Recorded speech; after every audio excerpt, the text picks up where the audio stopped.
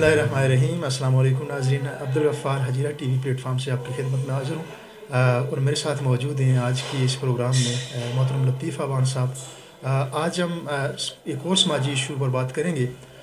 जैसा कि आप जानते भी हैं कि गुज़श्ता दिनों आज़ाद कश्मीर के शहर हजीरा में और हजीरा की यूनियन कौंसिल शेर कोटा में चोरी की वारदातों में यकायक इजाफ़ा हुआ है और पिछले 6 माह का अगर हम एनालाइज़ करें तो 6 माह की ड्यूरेशन में कम अज़ कम 1 दर्जन के करीब जगहों पर चोरियाँ हुई हैं, जिनमें मवेशी भी चोरी किए गए हैं। मवेशियों के साथ साथ पानी की मोटरें एक बड़ी तादाद में चोरी की गई हैं, उसके साथ मोटरसाइकिल भी चोरी किए हैं। हाल ही में यानी गुज़श्ता कुछ दिन पहले पुलिस ने कार्रवाई करते हुए चंद मुलज़मान को गिरफ़्तार भी किया, लेकिन ये कार्रवाई नाकाफ़ी होने के मुतरादिफ़ है, क्योंकि इतनी बड़ी तादाद में अगर चोरी की वारदातें हुई हैं और 6 माह के एक अरसे में सिर्फ़ एक आध चोर पकड़ा जाए तो ये इंतज़ामिया के लिए, पुलिस के लिए एक लम्हा फ़िक्रिया है कि उनकी कारकर्दगी क्या है। तो लतीफ़ साहब, हम आज इसी मौजू पर बात करेंगे। आप क्या समझते हैं कि ये चोरी की वारदातों में यक इजाफ़ा, इसमें कौन से अवामुल कार फरमाएँ, कोई पुष्ट बनाई है किसी की, या क्या समझते हैं आप इस हवाले से? बिस्मिल्लाहिर्रहमानिर्रहीम। बहुत बहुत शुक्रिया फ़ाज़ साहब, आपने एक अहम इशू की तरफ हमारी तवज्जो मबज़ूल करवाई। जहाँ तक ताल्लुक़ है चोरी की वारदातों का, तो ये कोई ढकी छुपी बात नहीं है। आए रोज़ इस तरह के वाक़यात होते हैं और लोग जो क्रिमिनल लोग होते हैं या इस तरह के जो लोग होते हैं वो एक तो किसी की पुष्टपनाही भी होती है और साथ ही साथ वो रात की तारीकी का फ़ायदा उठा के वारदात डालते हैं। और जब वारदात डल जाती है, चाहे वो पानी की मोटर की सूरत में हो या किसी के घर में जाके चोरी करना या फिर मोटरसाइकिल चुराना या माल मवेशी चुराना, ये कोई आम आदमी नहीं करता।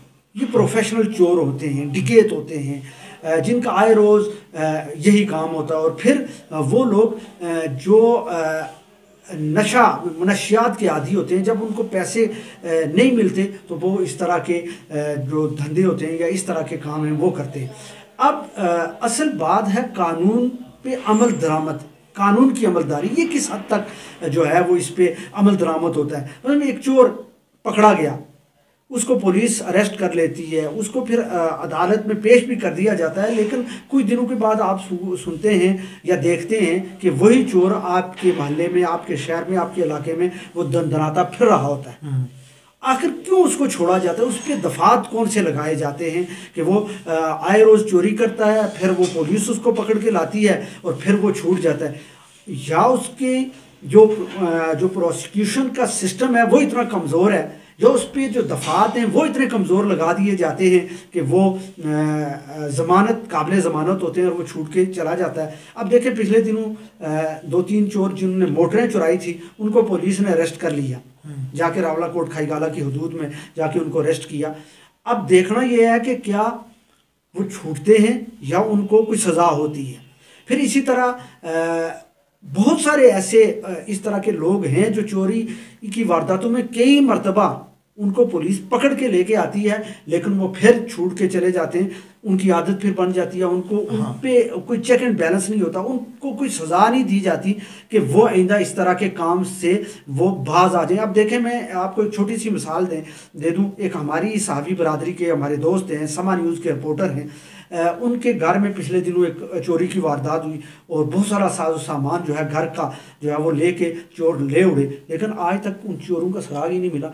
अब देखें, इसकी जिम्मेदारी किसकी है? जिम्मेदारी है हमारी इंतज़ामिया की, हमारी पुलिस की, और फिर जिम्मेदारी है हमारी हुकूमत की कि वो इस तरह के लोगों को क्यों इतनी ढील देते हैं कि फिर वो जब उनको पुलिस पकड़ के लेके जाती है छूट जाते हैं, फिर वही वारदात डालते हैं। क्यों उनके खिलाफ ऐसा कानून क्यों नहीं बनाया जाता? ये बिल्कुल देखा गया है कि जो बंदा इनकी प्रॉपर उसको अरेस्ट किया जाता है, फिर वो रिमांड पर भी भेजते हैं, 4-5 दिन वो ऑन रिमांड रहने के बाद जब दोबारा छूटते हैं तो फिर वही वारदातें, वही शख्स, वही ग्रुप उसी तरह की वारदातें करना शुरू कर देते हैं। आपने जिक्र भी किया, जो समा न्यूज़ के जो रिपोर्टर हैं उनके घर तकरीबन 15 लाख के करीब जो है नकदी और दीगर जेवरात चुराए गए। उसके साथ ही हमारे ही कोलीग हैं फवाद खलील साहब, इनकी भी 2 मोटरें चुराई गई हैं। ये बहुत बड़ा अलमिया है। ये तो चंद ऐसे केसेस हैं जो हमारी नज़रों के सामने हैं, बहुत सारे ऐसे केसेस भी होते हैं जो रिपोर्ट ही नहीं होते हैं। वो और फिर सर, आपने कहा कि रिपोर्ट नहीं होते, ये जो लोग हैं इनकी जमानत कौन देता है?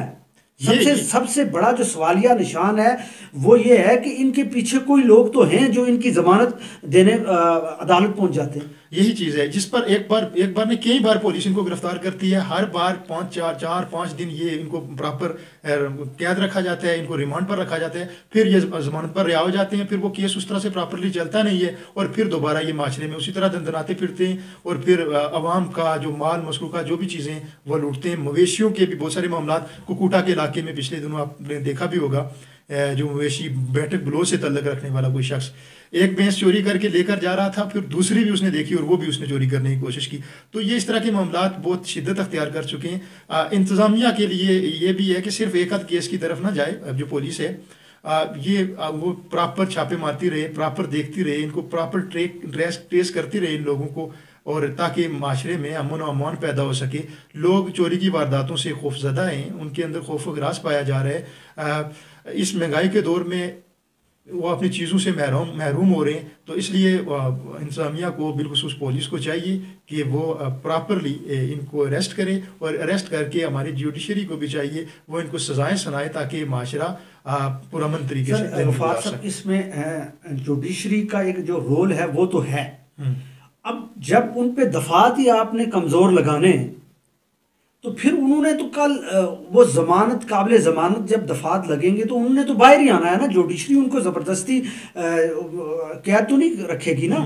اب یہ ذمہ داری کس کی ہے؟ یہ ہماری پولیس کی ہے. یہ جو جس تھانے کی حدود میں اس طرح کے واقعات ہوتے ہیں وہاں ایس ایچ او تھانہ کی ذمہ داری ہوتی ہے. پھر جو لوگ پکڑ کے لے کے آتے ہیں ظاہر ہے ان کے پاس شواہد تو ہوتے ہیں نا. اب انہی شواہد کو مد نظر رکھ کے انہوں نے اس کیس کو فائل کرنا ہوتا ہے, اس کے خلاف ایف آئی آر کاٹنی ہوتی ہے, اس کے خلاف ضمنیاں ڈالنی ہوتی ہیں.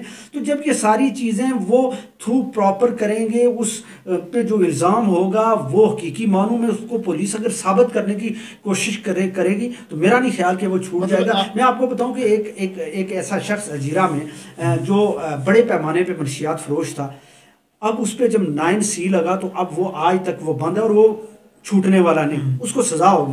تو جب آپ اس طرح کے دفعات لگائیں گے تو لازمی بات ہے جو چور کی سزا آپ کو بھی پتہ ہے, ہمیں بھی پتہ ہے, پھر اس کو سزا ملنی چاہیے نا, تاکہ پھر وہ نشان عبرت بنے, پھر دوبارہ کوئی چوری نہ کرے. لیکن ہمارا جو سسٹم ہے قانون کا وہ اتنا گیا گزرا ہے کہ اس کو چور کو, اس ڈکیت کو, اس کو پروٹیکشن دی جاتی ہے اس قانون کے ذریعے, اور پھر وہ دوبارہ اسی طرح کی واردات کرتا ہے. اگر دیکھا جائے تو اگر وہ فار ایگزامپل اپنی اس غلطی پر شرمندہ ہو, نادم ہو, تو پھر قابل قبول ہے, چلے معاشرے میں اسے اپنی زندگی بسر کر سکتا ہے ایک اچھے انداز سے. لیکن یہی دیکھا گیا ہے کہ ایک بار چوری کرتا ہے, دوبارہ چھوڑ کر پھر اسی طرح کے کارنامے سر انجام دیتا ہے. اس لیے پولیس کو بھی چاہیے کہ وہ ایسی دفعات لگائے تاکہ اس کو نشان عبرت بنایا جائے, آئندہ وہ اس طرح کے کام نہ کر سکے. لطیف صاحب, بہت سارے منشیات کی سے ریلیٹڈ بھی معاملات ہیں, ان کو بھی ہم زیر بحث لائیں گے. فی الحال یہاں پر جتنے بھی ادارے انتظامیہ کے لوگ یا پولیس سے منسلک لوگ اس گفتگو کو سنیں گے تو کائنڈلی وہ پراپرلی ان احباب کو اریسٹ کرنے کے ساتھ ساتھ مضبوط ترین کیس بنائیں تاکہ یہ دوبارہ معاشرے میں اس طرح اس کو نقصان نہ پہنچائیں اور معاشرتی طور پر لوگوں کو نقصان نہ پہنچائیں. کسی نئے ایشو کے ساتھ, نئے پروگرام کے ساتھ ایک بار پھر حاضر خدمت ہوں گے. مجھے اور لطیف امان صاحب کو اجازت دیجیے. اللہ آپ کا حامی و ناصر ہو.